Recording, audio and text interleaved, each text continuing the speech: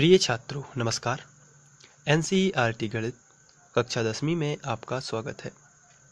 आज हम लोग प्रश्नावली 5.3 में ही प्रश्न क्रमांक 14 में करेंगे। तो आइए सबसे पहले प्रश्न पढ़ लेते हैं। इसमें दिया गया है 0 और 50 के बीच की विषम संख्याओं का योग ज्ञात कीजिए। तो सबसे पहले आपने पिछली कक्षाओं में विषम संख्याएं पढ़ी हुई हैं। विषम संख्याएं ऐसी संख्याएं होती हैं जिनमें 2 का भाग नहीं जाता है। जैसे यहाँ पर मैंने कोई संख्याएं लिखी 1, 2, 3, 4, 5, 6 और भी आगे हो सकती हैं।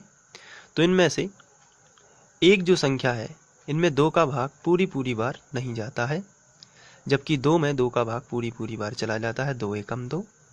फिर 3 में 2 का भाग पूरी बार नहीं जाता है, लेकिन 4 में 2 का भाग पूरी बार चला जाता है, 2 दूनी 4। तो यहाँ में इसमें चला जाता है तो ये एक सम संख्या है, इसमें भी चला जाता है तो ये एक सम संख्या है।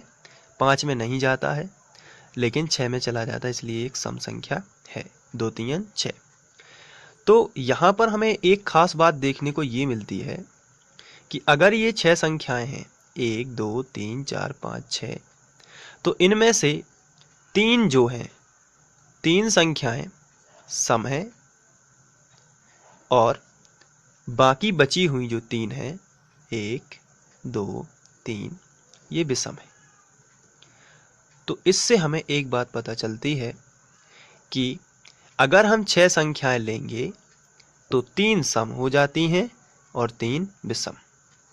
अगर हम 10 संख्याएं लेंगे 1 से लेके 10 तक, तो 5 हो जाएंगी सम और 5 हो जाएंगी विषम। इसी तरीके से अगर हम 1 से लेके 20 तक लेंगे तो 10 हो जाएंगी सम और 10 हो जाएंगी विषम।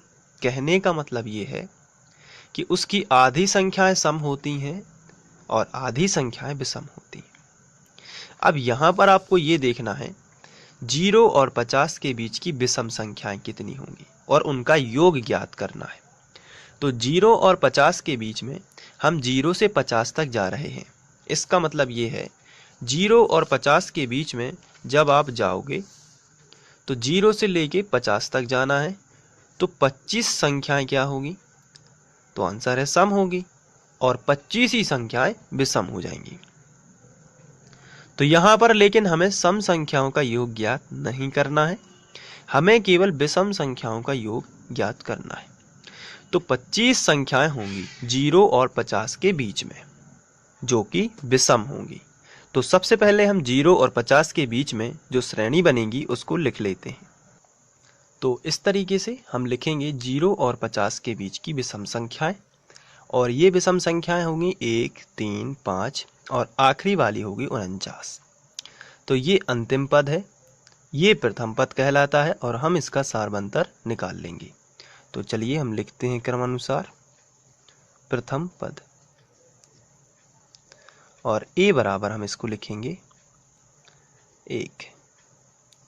इसके बाद हम लिखेंगे सार्व अंतर।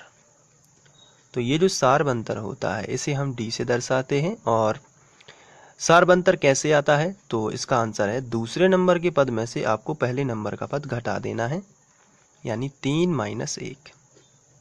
तो ये आपको मिलेगा 2। 3 में से 1 चला जाएगा तो कितना आएगा? 2। अब अंतिम पद कितना दिया गया है?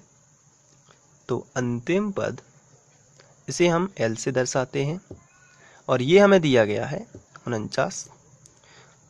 तो इस तरीके से हमने जो हमें मान दिए गए हैं या जो श्रेणी से बने हैं उनको लिख लेते हैं।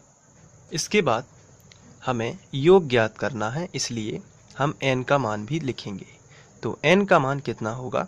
25। आप डायरेक्ट भी लिख सकते हैं या फिर आप nवां पद निकाल के भी 25 कर सकते हैं। तो आइए हम nवां पद निकाल के भी ट्राई कर लेते हैं कि 25 आता है या नहीं। तो चूँकि जो अंतिम पद हमें दिया गया है उसे हम an भी बोलते हैं, ये पहले डिस्कस कर चुके हैं।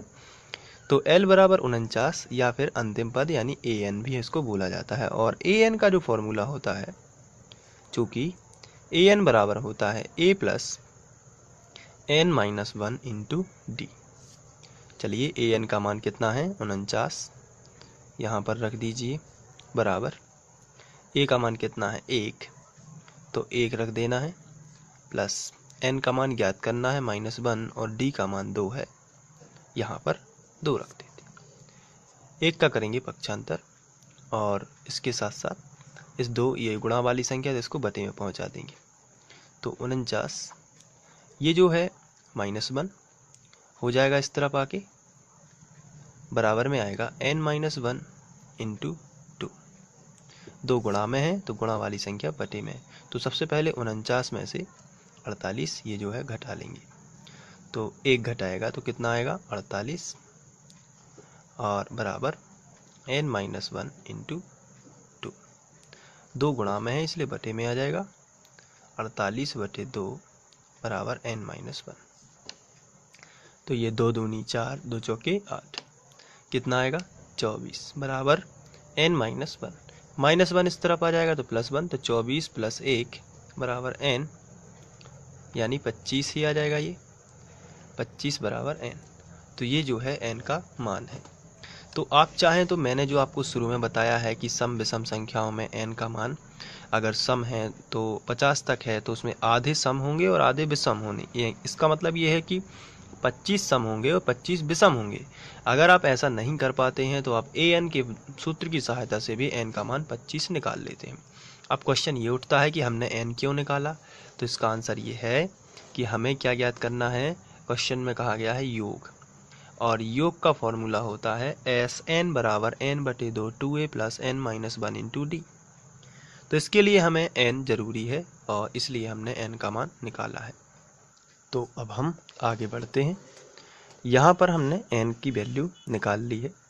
अब चूंकि हमें योग ज्ञात करना है तो हमारे पास योग ज्ञात करने के लिए फॉर्मूला होता है Sn बराबर n/2 2a + n-1 into D. लेकिन इसके साथ साथ Sn ज्ञात करने का एक फॉर्मूला और होता है Sn बराबर n/2 a + l। इसमें से सबसे कम टाइम किस में लगेगा, तो इसका आंसर है नीचे वाले फॉर्मूले में। लेकिन नीचे वाले फॉर्मूले में l है, क्या ऊपर वाले फॉर्मूले में l है, तो आंसर है ऊपर वाले फॉर्मूले में कोई भी l नहीं है। लेकिन अभी हमारे क्वेश्चन में हमें l पता है और a भी पता है और n भी पता है, तो इससे हमें सरलता होगी, इसलिए हम ये वाला फॉर्मूला लगा देंगे और इस वाले फॉर्मूले को हटा देंगे। तो Sn बराबर होता है n/2 a + l, तो इसको हम सबसे पहले लिख लेंगे। इसलिए Sn बराबर n/2 फिर होता है a + l। चलिए अब इसको लिख लेते हैं। n का मान कितना है, तो आंसर 25 आया बटे 2।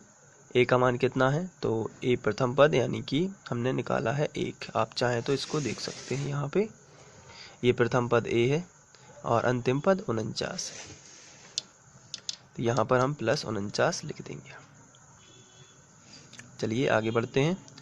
25 बटे 2 और ये 50, 49 और एक कितना हो गया 50। अब इसका गुणा करोगे तो पहले तो आप इसको कैंसिल कर दो, 25 दूनी 50 यानी 25 बार कैंसिल हो जाएगा और 25 × 25 आप करोगे तो आपको मिलेगा 625। तो यहाँ पे आंसर आपको मिल गया है 625। तो ये तो था क्वेश्चन, तो आप इसको आसानी से कर सकते हैं। Thank you.